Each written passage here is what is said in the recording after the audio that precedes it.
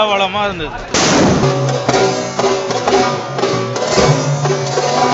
கங்குவா படம் குறித்து ரசிகர்கள் தெரிவித்த எதிர்மறை கருத்துக்களை ஏற்று படக்குழு 12 நிமிட காட்சிகளை குறைத்தது. பல காட்சிகளில் அளவுக்கு அதிகமான சப்தத்தையும் குறைத்து புதுப்பொலிவுடன் கங்குவா படத்தை திரையிட்டுள்ளதாக படக்குழு அறிவித்துள்ளது. இருந்தாலும் வார நாட்களில் லக்கி பாஸ்கர், கிளாடியேட்டர் 2, அமரன் போன்ற படங்களை விட குறைவான அளவே ரசிகர்கள் கங்குவா படத்தை கண்டு வருகிறார்கள்.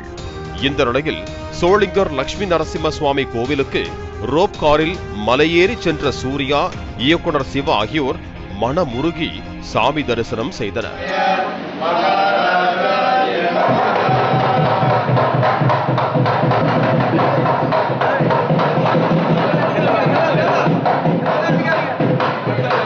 உக்கிரம் தணிந்து சாந்தமாக அருள் பாலிக்கும் லட்சுமி நரசிம்மர் சாமியை வேண்டினால் பில்லி சூனியம் அகலும், வியாபாரத்தில் ஏற்பட்ட நஷ்டம் விலகி லாபம் ஏற்படும் என்பது பக்தர்களின் நம்பிக்கை.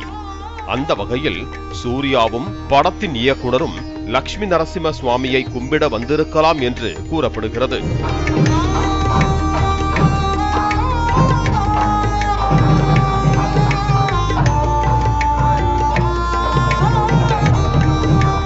அதே நேரத்தில் சூர்யா கோவிலில் சாமி கும்பிடுவதற்கு வேறு ஒரு காரணமும் சொல்லப்படுகிறது.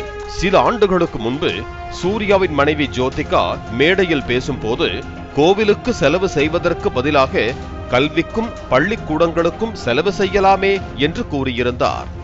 கோயிலுக்காக அவ்வளோ காசு கொடுக்குறீங்க, அவ்வளோ செலவு பண்றீங்க, பெயிண்ட் அடிக்கிறீங்க, மெயின்டைன் பண்றீங்க, கோயில் ஒண்டியில் அவ்வளோ காசு போடுறீங்க, ப்ளீஸ் அதே காசு கவர்மெண்ட் பில்டிங்ஸ்ல போடுங்க, ஸ்கூல்ஸ் கொடுங்க, கவர்மெண்ட் ஹாஸ்பிட்டல்ஸ் கொடுங்க.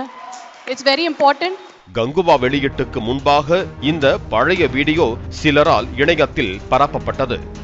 இதுவும் கங்குவா படத்திற்கான எதிர்மறையான விமர்சனத்திற்கு காரணம் என்று கருதி சூர்யா சாமி தரிசனம் செய்து திரும்பியதாகவும் கூறப்படுகிறது.